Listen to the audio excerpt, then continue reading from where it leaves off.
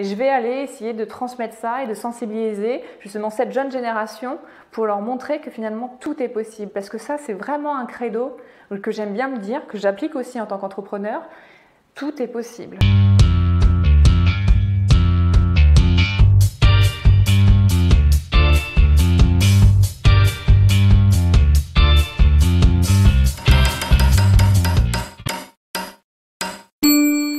T'es quel genre d'entrepreneur?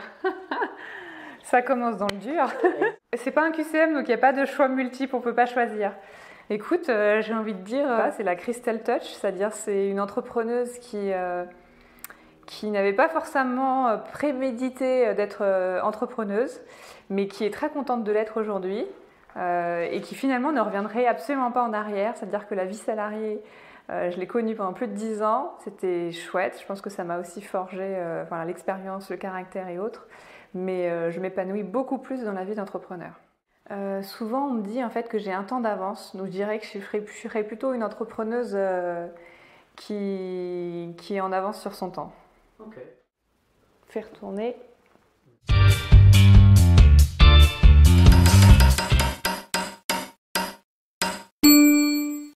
Existe-t-il un statut social d'entrepreneur? Comment le vis-tu? C'est une bonne question. Je ne sais pas s'il existe vraiment un statut social d'entrepreneur. Oui, certainement, parce que je pense qu'on est de plus en plus, nombreux. Après, comment je le vis? Moi, je le vis très bien personnellement. En fait, je pense que pour certaines personnes, l'entrepreneuriat fait peur parce que c'est l'inconnu.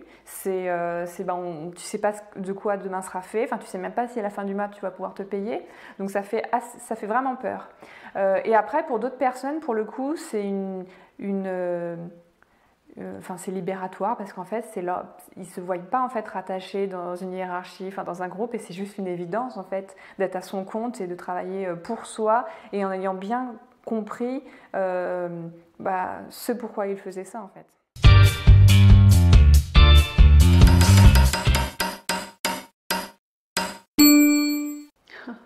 Comment imagines-tu le futur?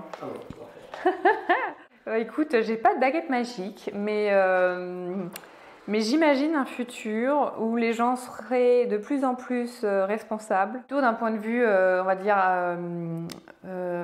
environnemental, ou en tout cas, et une prise de conscience sur... C'est un peu ce que je disais tout à l'heure d'ailleurs, c'est-à-dire que c'est eux qui ont le pouvoir, en fait, par leur porte-monnaie, en fait, ils vont pouvoir réussir à changer les choses. Donc ça, c'est peut-être mon côté utopiste, mais en tout cas, j'espère que la prise de conscience, elle sera de plus en plus importante et qu'on sera effectivement une vraie force, en tout cas un vrai contrepoids face au pouvoir public, face aux entreprises, pour les amener à changer et à évoluer. Et du coup, l'avenir, je le vois avec de plus en plus d'entreprises qui auront envie de faire de la RSE, mais avec des convictions profondes.